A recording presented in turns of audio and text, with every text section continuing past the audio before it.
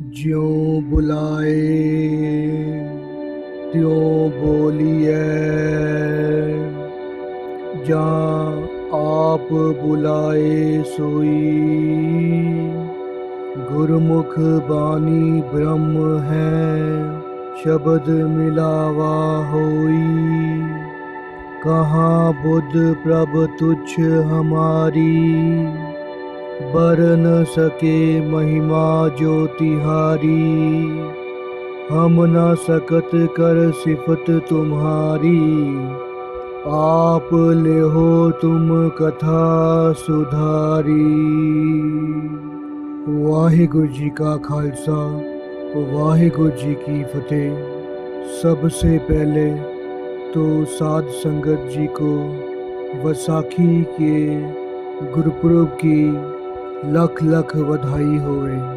आज ही के दिन गुरु गोबिंद राय साहिब जी ने अमृत की दात बख्शी थी।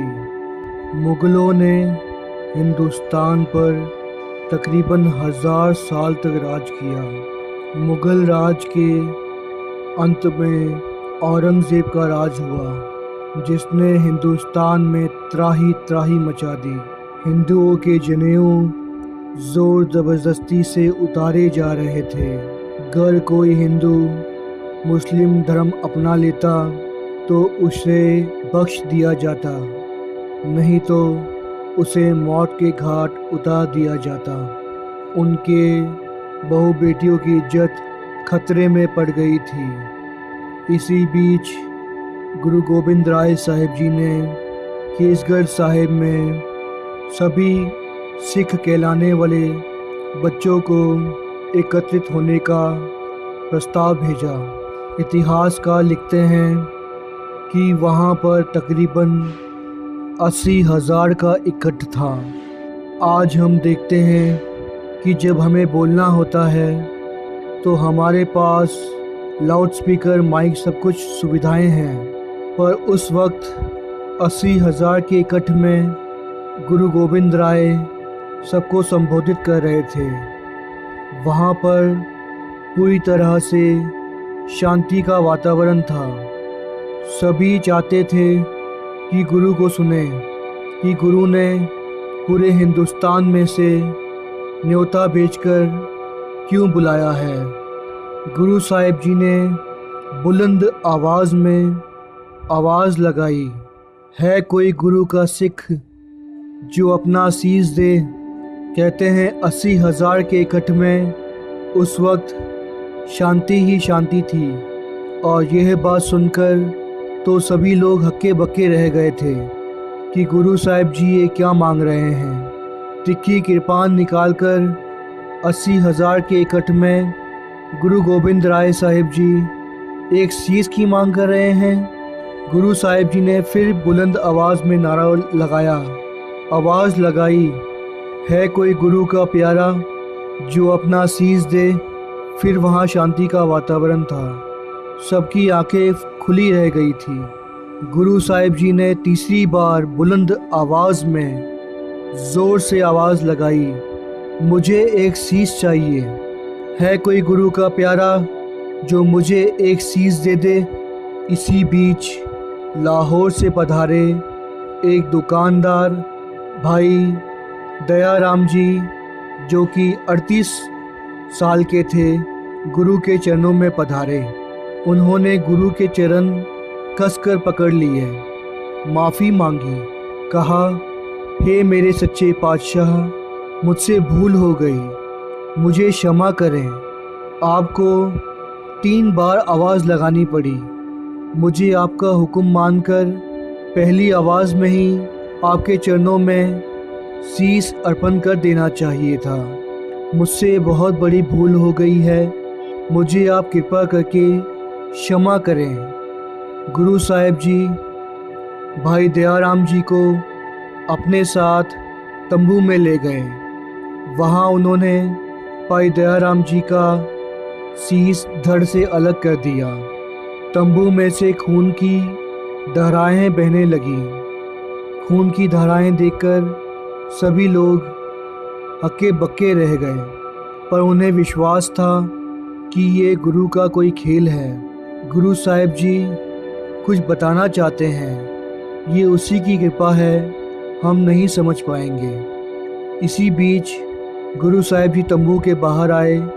खून से लथबथ तिखी तलवार कृपान को आसमान की ओर उठाकर बुलंद आवाज़ में नारा दिया, है कोई गुरु का सिख जो मुझे एक और सीस दे दे। वहाँ पर 80,000 के इकट्ठ में भाई धर्मदास जी, दिल्ली से आए हुए एक किसान जो कि 33 साल के थे, वो गुरु के चरणों में पधारे। उन्होंने कहा, हे प्रभु, हे सच्चे पातशाह, आप मेरा शीस अपने चरणों में प्रवान करें। जो कर मेरा शीस आपके चरणों में प्रवान हो गया तो इससे अच्छी बात मेरे लिए और क्या हो सकती है। गुरु साहिब जी भाई धर्मदास जी को तंबू में ले गए और उसी तरह उनका भी शीस धड़ से अलग कर दिया। तंबू में से खून की लहरें, धाराएं बह रही थी। सभी लोग हैरान थे, परेशान थे कि ये सब क्या हो रहा है। उनकी समझ से ये सब बाहर था। इसी बीच गुरु साहिब जी फिर बाहर आए और बुलंद आवाज़ में कृपान को उठाकर, जिसमें पहले से ही खून लगे हुए थे, बुलंद आवाज़ में ज़ोर से बोले, मुझे एक और शीस की आवश्यकता है कोई गुरु का सिख जो मुझे एक और शीस दे दे। ओडिशा से आए हुए पानी ढोने वाले 38 साल के हिम्मत राय गुरु के चरणों में आए। उनकी आंखों में आंसू थे। आंसुओं से हिम्मत राय जी ने गुरु के चरण धो दिए। कहा, कृपा करो मुझ पर, तेरे दर्शन हुए हैं, मेरा शीस अपने चरणों में प्रवान करें सच्चे पातशाह। गुरु साहिब जी ने ठीक उसी तरह तंबू में ले जाकर हिम्मत राय जी का शीस प्रवान किया, धड़ से अलग कर दिया और बाहर आकर फिर कहने लगे, मुझे एक और शीस चाहिए। है कोई गुरु का प्यारा, गुरु का लाल, गुरु का सिख, मुझे भेटा दे। द्वारका गुजरात से आए हुए कपड़े सीने वाले एक 36 साल के मोहकम चंद जी गुरु के चरणों में आए और अपना शीस भेटा दिया। गुरु साहिब जी ने ठीक उसी तरह मोहकम चंद जी का शीस धड़ से अलग कर दिया। खून की धाराएं बहीं। बाहर आकर फिर से एक और शीस की मांग की। फिर कर्नाटका बिदर से आए हुए एक नाई जो कि 37 साल के थे, जिनका नाम था साहिब चंद जी, वे आए और गुरु के चरणों में पधारे और उनका भी शीस धड़ से अलग कर दिया गया तंबू में ले जाकर। इतिहासकार लिखते हैं, शीस जो धड़ से अलग कर दिया था उन्हें फिर जोड़ दिया। उसके बाद गुरु साहिब जी ने अमृत का बाटा सजाया। इसी बीच माता साहेब कौर जी ने वहां आकर उस अमृत में पतासे डाल दिए ताकि गुरु का सिख जो शूरवीर हो, बुराई का नाश करे, उसमें मिठास भी हो, वो संत सिपाही हो, गुरु का संत हो, भक्ति करने वाला हो, और सिपाही हो जो दुष्टों का नाश कर सके। गोविंद राय साहिब जी ने पांचों सिखों को अमृत छकाया और फिर उनका नाम जो कि दयाराम जी था, उन्हें भाई दया सिंह जी का नाम बख्शा। धर्मदास जी को धर्म सिंह जी का नाम बख्शा। हिम्मत राय जी को हिम्मत सिंह जी का नाम बख्शा। मोहकम चंद जी को मोहकम सिंह जी का नाम बख्शा। साहेब चंद जी को साहेब सिंह कहा। सिंह सजाए। सिंह का अर्थ है शेर, बब्बर शेर, एक संत सिपाही। गुरु साहिब जी ने अमृत छकाया और कहा, जो तो प्रेम खिलन का चाहो, सिर तर तली गली मोरी आओ, इत मार्ग पैर तरीजे, सिर दीजे कान ना कीजे। जो गुरु साहिब जी के चरणों में आ गया वो अब पीछे नहीं हटेगा। वो दुष्टों का नाश करेगा, भक्ति करेगा, सिंह सजेगा, गुरु का लाल, गुरु का प्यारा बनेगा। इसी बीच अमृत छकाने के बाद गुरु साहिब जी ने गोडों के भार बैठकर पंजों प्यारों से बेनती की, मुझे भी अमृत की दात बख्शो।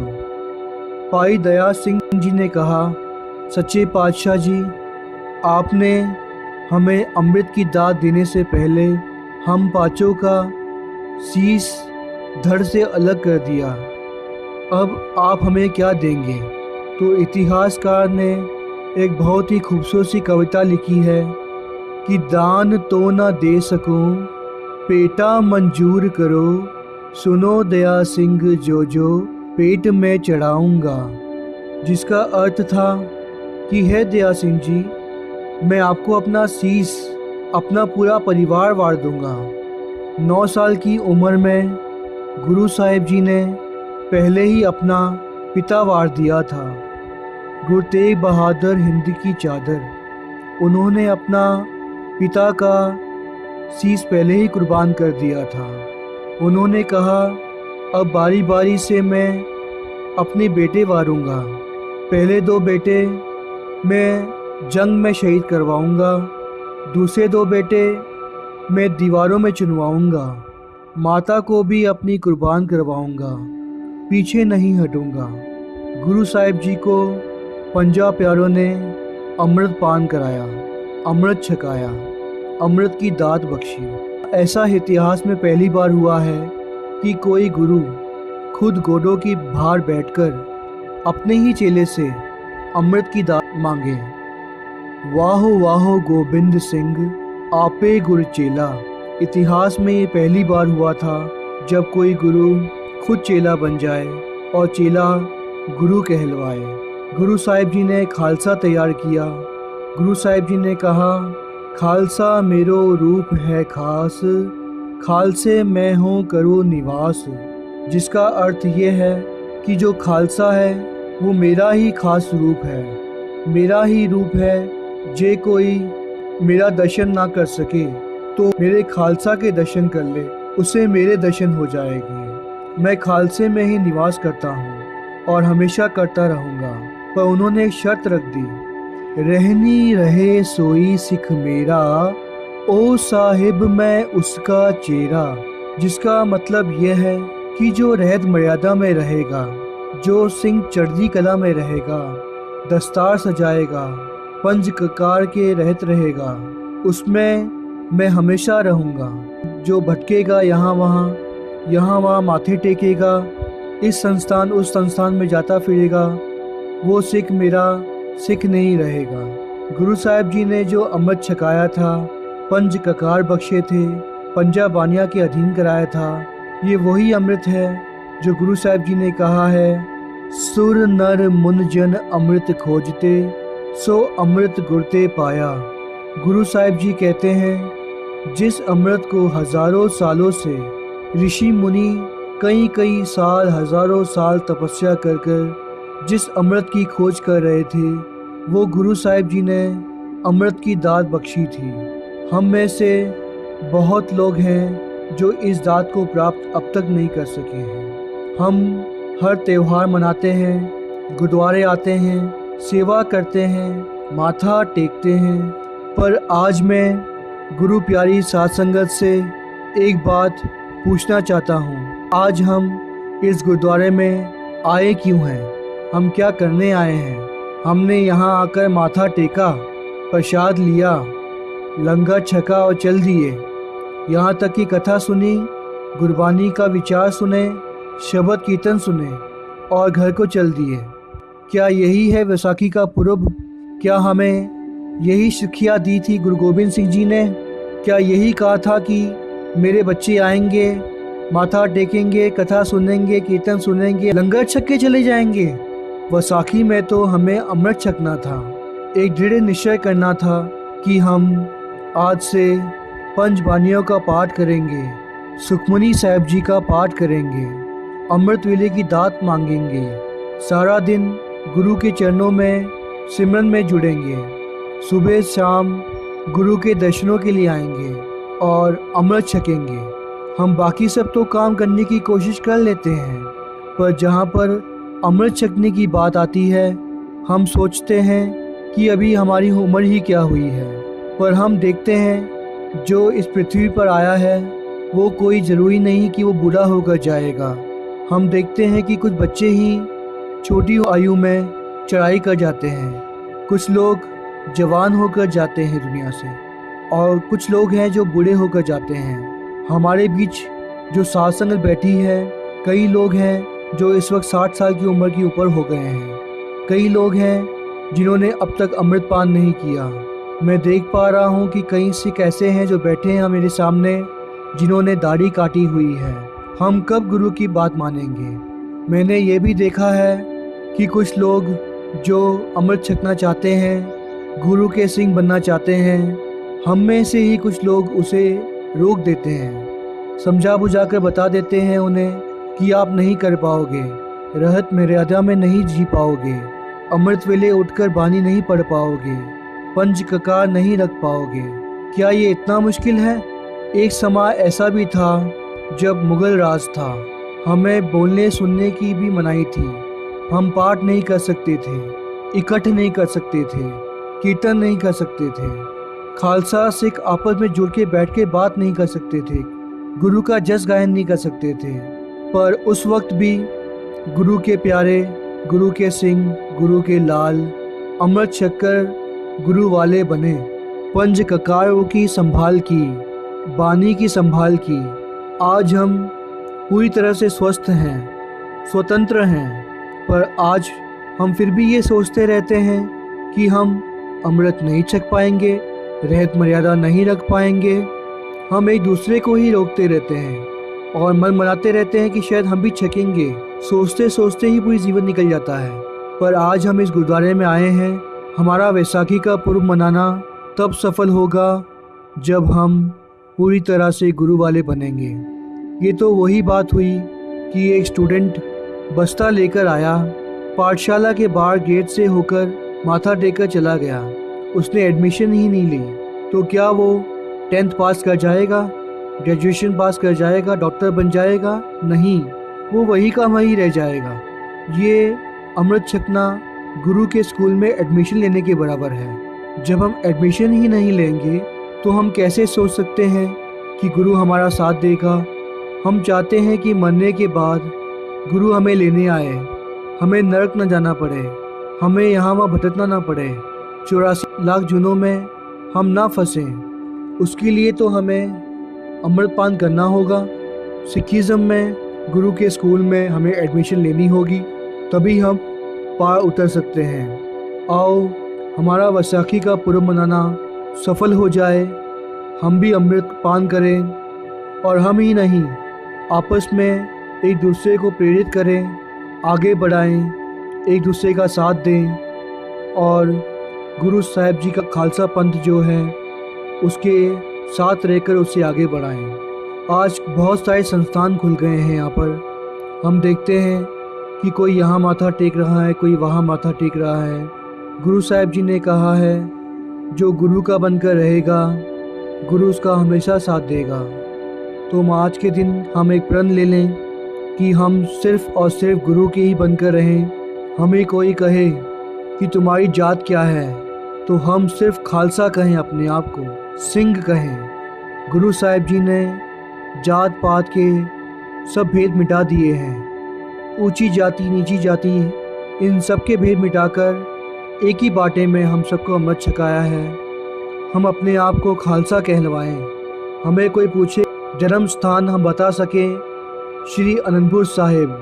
पिता का नाम हम बुलंद आवाज़ में बता सकें, गुरु गोबिंद सिंह जी।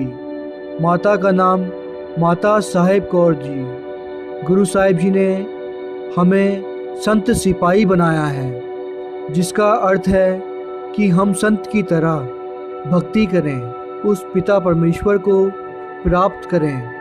और सिपाही जो किसी मजलूमों पर जुल्म हो रहा है, किसी बहू बेटी की इज्जत खतरे में है, उसे कोई छेड़ रहा है, तो हम उसे आगे होकर बचाएं, उसकी रक्षा करें। और गुरु हमारे हैं गुरु गोबिंद सिंह जी। इसके अलावा हमारा कोई गुरु नहीं है। हमें यहाँ वहाँ भटकने की इजाज़त नहीं है। हम कोशिश करें और दृढ़ निश्चय करें आज कि हम यहाँ वहाँ नहीं भटकेंगे और सिर्फ गुरु गोबिंद सिंह जी के बन के रहेंगे। गुरु साहिब जी कहते हैं, सब सिखन को हुक्म है गुरु मान्यो ग्रंथ। आज हमारे बीच गुरु ग्रंथ साहिब जी हमारे साथ हैं और हमेशा हमारे साथ रहेंगे। हमें गुरु ग्रंथ साहिब जी को ही माथा टेकना है और गुरु वाले बनकर रहना है। हमारा यहाँ आया हुआ सफल तब हो पाएगा कि जो लोग दाढ़ी काट रहे हैं वो दाढ़ी काटना बंद कर दें, केसाधारी बन जाएं, पूरन सिख बन जाएं, अमृत छक लें, तो ही हमारा ये वैसाखी का पर्व मनाना सफल हो पाएगा। गुरु की साखें सुनाते हुए, कथा विचार करते हुए दास से किसी भी प्रकार की कोई भूल चूक हो गई हो तो दास आपके चरणों में साथ संगत में माफ़ी मांगता है। वाहिगुरु जी का खालसा, वाहिगुरु जी की फतेह।